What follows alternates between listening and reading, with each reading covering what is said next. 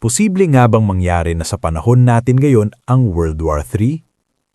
Mga kaibigan, nitong mga nakaraang araw ay patuloy ang mainit na alitan sa pagitan ng Israel at Iran. Mula June 13 hanggang ngayon ay mistulang nagpapalitan pa rin yung dalawang bansa ng ballistic missiles at ngayon ay nasa 300 katao na ang nasawi dahil sa gulong ito. Ayon sa ilang geopolitical war analysts, ang kaguluhan ito raw ay maaaring maging dahilan ng ikatlong digmaang pandaigdig. Ayon sa kanilang assessment, kung sakaling lumala pa yung gulo sa pagitan ng dalawa, ay magsisimulang makisali dito ang iba pang mga bansa na may kanya-kanyang interes, kagaya na lamang ng Amerika, France, UK at mga karatig bansa ng Iran tulad ng Afghanistan, Pakistan at pati na rin ang India. Maaari din na ang digmaang ito ay gamitin ng iba pang mga bansa tulad ng North Korea, Russia at China sa kanila ring mga sariling interes.